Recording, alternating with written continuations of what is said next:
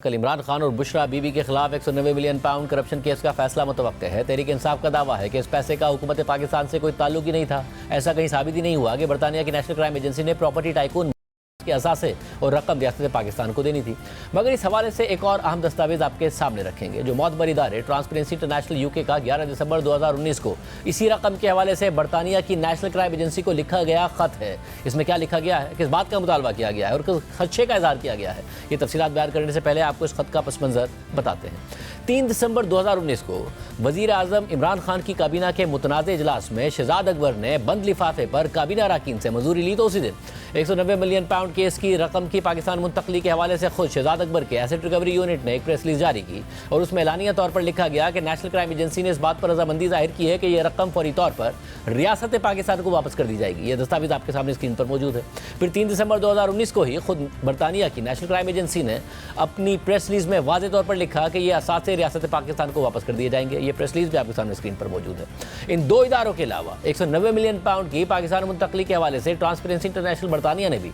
3 दिसंबर 2019 के दिन ही press release जारी की जिसका टाइटल ही ये था कि पाकिस्तानी अवाम को 190 मिलियन पाउंड की वापसी पर मबनी नेशनल क्राइम एजेंसी की सेटलमेंट पर रद्द-ए-अमल। अपनी प्रेस रिलीज में ट्रांसपेरेंसी इंटरनेशनल बरतानिया ने पाकिस्तानी अवाम को इस रकम की मुंतकली को खुश आइन करार दिया था। ये दस्तावेज भी आपके सामने स्क्रीन पर मौजूद है। यानी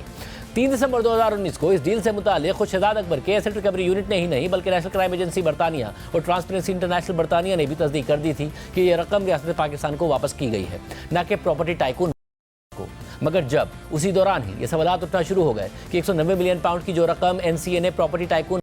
पकड़कर रियासत पाकिस्तान को वापस भेजी थी वो तो उसी प्रॉपर्टी टाइकून के सुप्रीम कोर्ट में लायबिलिटी अकाउंट में एडजस्ट कर दी जा रही है, यानी उन्हीं को वापस की जा रही है। तो 8 दिन बाद ट्रांसपेरेंसी इंटरनेशनल बरतानिया ने बरतानिया की नेशनल क्राइम एजेंसी को खत लिखकर तशवीश का इजहार किया। 190 मिलियन पाउंड के हवाले से 3 दिसंबर 2019 को प्रेस रिलीज जारी करने के बाद 11 दिसंबर 2019 को ट्रांसपेरेंसी इंटरनेशनल यूके ने एनसीए के डायरेक्टर को खत लिखा जिसके मुताबिक हम नेशनल क्राइम एजेंसी पर जोर देते हैं कि उन तमाम इकदामात को पब्लिश करे कि जिनके तहत इस बात को यकीनी बनाया जाए कि यह पैसा पाकिस्तान में उस अवाम की मदद करेगा जो करप्शन और चोरी का शिकार रहे हैं, या फिर पाकिस्तान की मदद करेगा ताकि वो करप्शन और मनी लॉन्ड्रिंग की रोकथाम के लिए इकदामात कर सके। जब से इस सेटलमेंट की तफसीलात सामने आई हैं तो उसके मुताबिक प्रॉपर्टी टाइकून बरतानिया से जाने वाले इन पैसों को पाकिस्तान में एक और सेटलमेंट में इस्तेमाल करेंगे जो उन पर मुबैना तौर पर गैर कानूनी तौर पर जमीन खरीदने के जुर्माने के तौर पर तय पाई थी। और अगर ऐसा हुआ तो ये खतरा है कि बरतानिया से पाकिस्तान जाने वाली रकम खुद प्रॉपर्टी टाइकून को ही फायदा पहुंचाएगी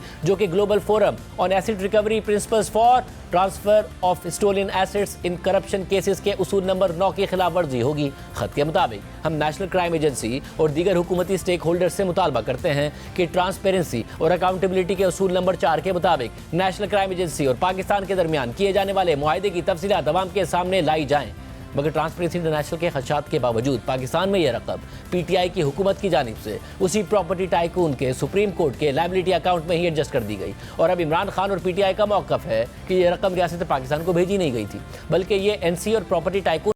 के दरमियान एक सिविल मामला था जिसके तहत 190 मिलियन पाउंड उन्हीं को वापस किए गए थे। लेकिन दिलचस्प बात यह भी है कि 3 दिसंबर 2019 को शहजाद अकबर के एसेट रिकवरी यूनिट की जानिब से इस रकम को रियासत पाकिस्तान की रकम करार दिए जाने के अलावा भी एसेट रिकवरी यूनिट की ही एक और अहम दस्तावेज भी मौजूद है जो एसेट रिकवरी यूनिट का 1 दिसंबर 2018 से लेकर 31 दिसंबर 2019 तक की 7 रिकवरीज का चार्ट है जिसमें 7वें नंबर पे 190 मिलियन पाउंड की रकम को एसेट रिकवरी यूनिट ने अपनी रिकवरी के तौर पर जाहिर किया हुआ है। और इस दस्तावेज के हवाले से आज हमने इमरान खान हुकूमत के मुशीर एहतसाब और एसेट रिकवरी यूनिट के सरबराह शहजाद अकबर से मौक़िफ़ मांगा और पूछा कि क्या यह दुरुस्त है कि एसेट रिकवरी यूनिट ने यह दावा किया था कि यह रकम रियासत पाकिस्तान ने रिकवर की है। हमारे इन सवालों का शहजाद अकबर ने कोई जवाब ही नहीं दिया।